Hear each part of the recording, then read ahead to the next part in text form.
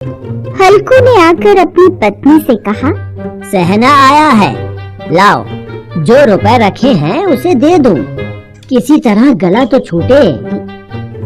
3 ही तो रुपए हैं, दे दोगे तो कंबल कहाँ से आएगा?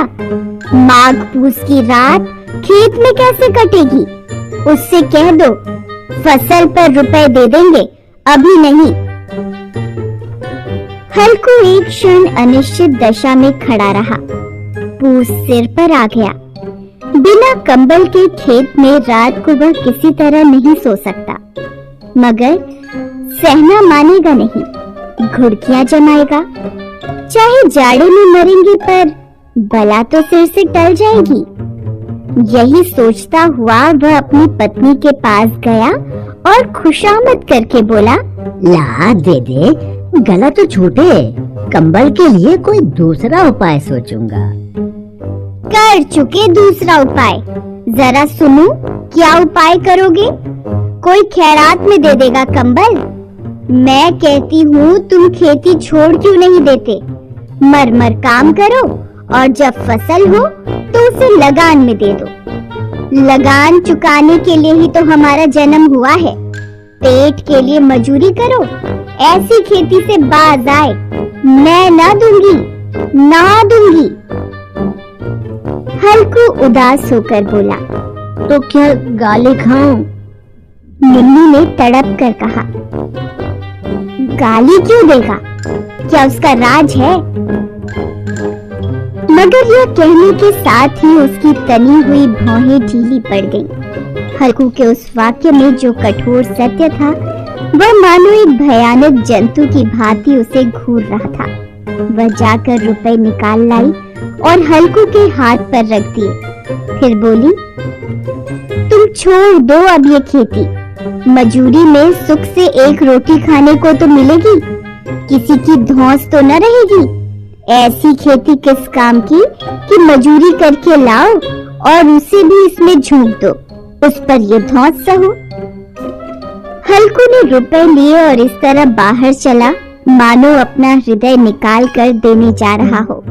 उसने मजूरी से एक एक पैसा काट काट कर 3 रुपए कंबल के लिए जमा किए थे। वे आज निकले जा रहे थे। एक एक पग के साथ उसका मस्तक अपनी दीनता के भार से दबा जा रहा था। पूस की अंधेरी रात, आकाश में तारे भी ठिठुरते हुए मालूम होते थे। हल्कू अपने खेत के किनारे ऊख के पत्तों की छतरी के नीचे बांस के खटोले पर अपनी पुरानी सूती चादर ओढ़े पड़ा कांप रहा था। खाट के नीचे उसका संगी कुत्ता जबरा पेट में मुंह डाले सर्दी से कूं कूं कर रहा था।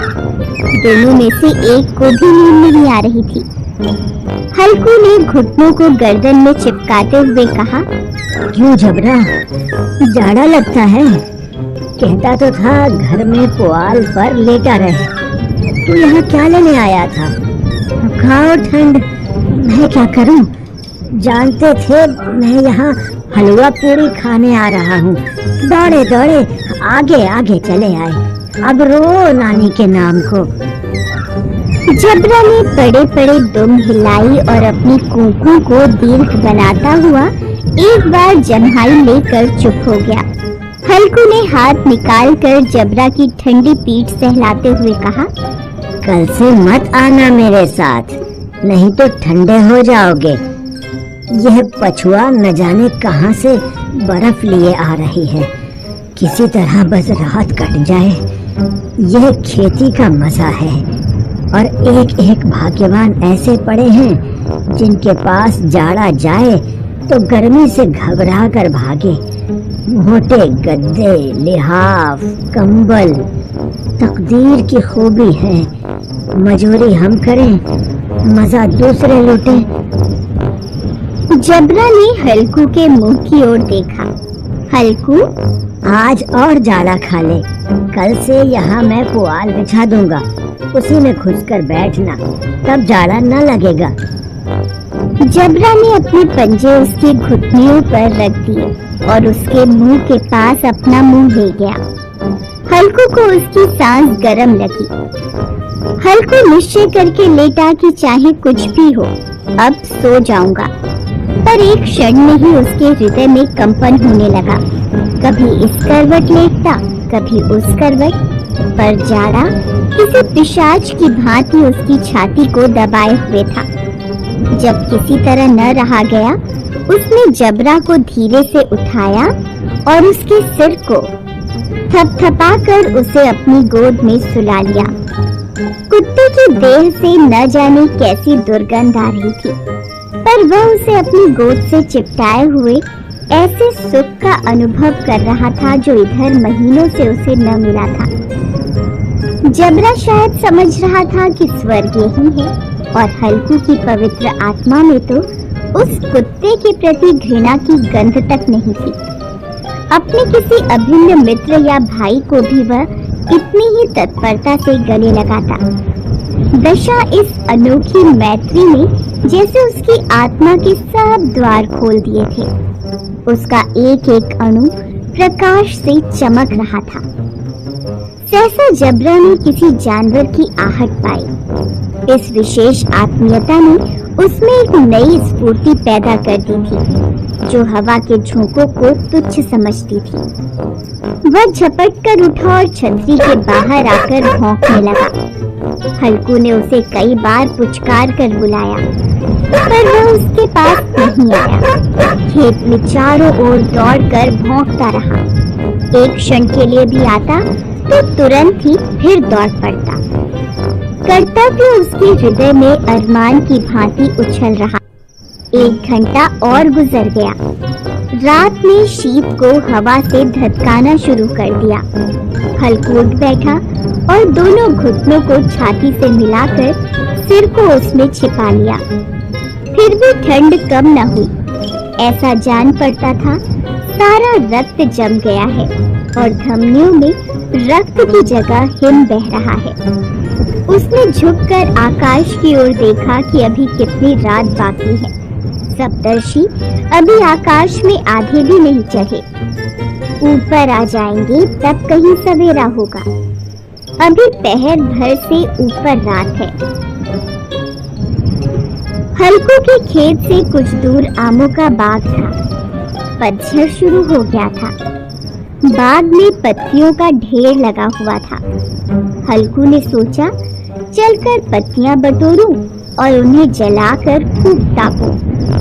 रात को कोई मुझे पत्तियां बटोरते देखे तो समझे कोई भूत है। कौन जाने कोई जानवर ही छिपा बैठा हो। मगर अब जाड़े में भी तो बैठे नहीं रहा जाता।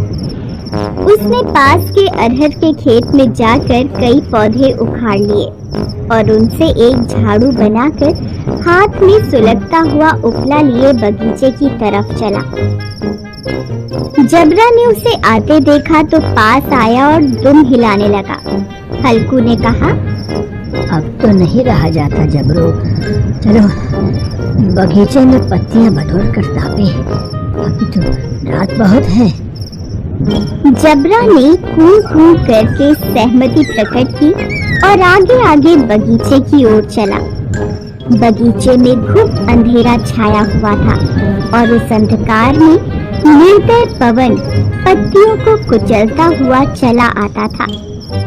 वृक्षों से ओस की बूंदें टप टप नीचे टपक रही थी। हल्कू ने आग जमीन पर रख दी और पत्तियां बटोरने लगा। जरा देर में पत्तियों का ढेर लग गया। हाथ ठिठुरे जाते थे, नंगे पांव गले जाते थे और वह पत्तियों का पहाड़ खड़ा कर रहा था। थोड़ी देर में अलाव जल उठा। उसकी लौ ऊपर वाले वृक्ष की पत्तियों को छू छू कर भागने लगी। हल्कू अलाव के सामने बैठा ताप रहा था। उसने दोनों पांव फैला दिए, मानो ठंड को ललकार रहा हो। तेरे जी में जो आए सो कर। ठंड की असीम शक्ति पर विजय पाकर वह विजय गर्व को हृदय में छिपा न सकता था। उसने जबरा से कहा, क्यों जब्बर, अब तो ठंड नहीं लग रही है? जब्बर ने कूं कूं करके मानो कहा, अब क्या ठंड लगती ही रहेगी।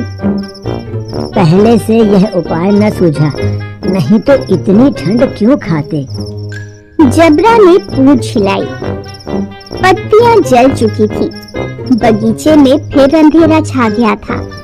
राख के नीचे कुछ कुछ आग शेष थी, जो हवा का झोंका आ जाने पर जरा जाग उठती थी, पर एक क्षण में फिर आंखें बंद कर लेती थी।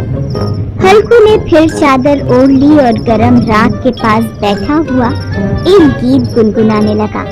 उसके बदन में गर्मी आ गई थी, पर ज्यों-ज्यों शीत बढ़ता जाता था, उसे आलस से दबाए लेता था। जबरा जोर से भौंककर खेत की ओर भागा। हल्कू को ऐसा मालूम हुआ कि जानवरों का एक झुंड उसके खेत में घुस आया है। शायद नील गायों का झुंड था। उनके कूदने और दौड़ने की आवाजें साफ कान में आ रही थी। फिर ऐसा लगा कि वे खेत में चर रही हैं। उनके चबाने की आवाज सुनाई देने लगी। उसने दिल में कहा, नहीं, जबरा के होते जानवर खेत में नहीं आ सकता। वह नोच ही डालेगा। मुझे भ्रम हो रहा है। अब तो कुछ नहीं सुनाई देता। मुझे भी कैसा धोखा हुआ। उसने जोर से आवाज लगाई, जबरा, जबरा। जबरा भौंकता रहा, उसके पास नहीं आया। फिर खेत में चरे जाने की आहट मिली। अब वह अपने को धोखा न दे सका। उसे अपनी जगह से हिलना भी जहर लग रहा था। इस जाड़े पाले में खेत में जाना, जानवरों के पीछे दौड़ना असूझ जान पड़ा। वह अपनी जगह से नहीं हिला। उसने जोर से आवाज लगाई, लिहो, लिहो, लिहो। जबरा फिर भौंक उठा। जानवर खेत चल रहे थे। फसल तैयार थी। कैसी अच्छी खेती थी, पर दुष्ट जानवर उसका सर्वनाश किए जा रहे थे। हल्कू पक्का इरादा करके उठा, पर 2-3 कदम पर एकाएक हवा का ऐसा ठंडा चुभने वाला बिच्छू के डंक सा झोंका लगा कि वह फिर बुझते हुए अलाव के पास आ बैठा और राख को रेतकर अपनी ठंडी देह को गरमाने लगा। जबरा अपना गला फाड़े डालता था। नील गाय खेत का सफाया किए डालती थी और हल्कू गरम राख के पास शांत बैठा हुआ था। अकर्मण्यता ने रस्सियों की भांति उसे चारों ओर से जकड़ रखा था। उसी राख के पास गरम जमीन पर वह चादर ओढ़कर सो गया। सवेरे जब उसकी आंख खुली तब चारों ओर धूप फैल गई थी और मुन्नी कह रही थी, क्या आप सोते ही रहोगे? तुम यहाँ आकर रम गए और उधर सारा खेत चौपट हो गया। हल्कू ने उठकर कहा, क्या तू खेत से होकर आ रही है? मुन्नी बोली, हाँ, सारे खेत का सत्यानाश हो गया। भला ऐसा भी कोई सोता है? यहाँ मड़ैया डालने से क्या लाभ हुआ? हल्कू ने बहाना बनाया, मैं मरते मरते बचा। तुझे अपने खेत की पड़ी है। पेट में ऐसा दर्द हुआ कि मैं ही जानता हूँ। दोनों खेत की दशा देख रहे थे। मुन्नी के मुंह पर उदासी छाई थी, पर हल्कू प्रसन्न था। मुन्नी ने चिंतित होकर कहा, अब मजूरी करके माल गुजारी भरनी पड़ेगी। हल्कू ने प्रसन्न मुख से कहा, रात की ठंड में यहाँ सोना तो